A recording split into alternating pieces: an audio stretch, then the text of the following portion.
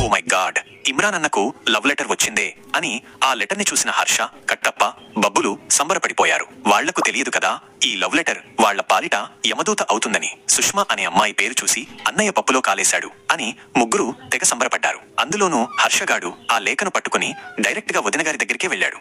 అక్క, ఈ లేఖను సుష్మా అనే అమ్మాయి పంపింది. పోస్ట్ మాస్టర్ ఇప్పుడే ఇచ్చి వెళ్ళాడు. పేరు సుష్మా అని ఉంది కాబట్టి నేను నీకు తీసుకొచ్చాను. దీంట్లో ఏముందో నీ కళ్ల ముందే చదువుదామని తెచ్చాను అన్నాడు హర్ష మహాపతివ్రతల.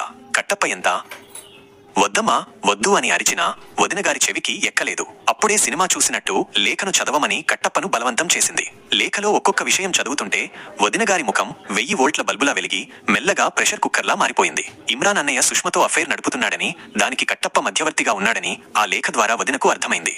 ఏంట్రా కట్టప్ప, నీకేం పని పాట లేదా? నా మొగుడు ఎవడితో అఫైర్ పెట్టుకుంటే నీకెందుకురా అంత ఉత్సాహం? నీ అక్కకు చెల్లికి ఇలా జరిగితే నువ్వు సపోర్ట్ చేస్తావా అని కట్టప్పను దుమ్ము దులిపేసింది వదిన. పాపం కట్టప్ప, అక్క నాకు సుష్మ ఎవరో తెలియదు అని ఎంత మొత్తుకున్నా వదిన వినలేదు. కట్టప్పకు దేహశుద్ధి చేసి అదోరకంగా కొడుతూ బాధపడుతూ ఏడ్చింది. కట్టప్ప ఏమన్నాడు? అక్క, నాకేం తెలుసక్క, ఈ పోస్ట్ మాస్టర్ గాడు ఎక్కడ లేని తంటాలు తెచ్చాడక్క అని మనసులో తిట్టుకుంటూ బయటికి ఏడుపు మొహం పెట్టాడు.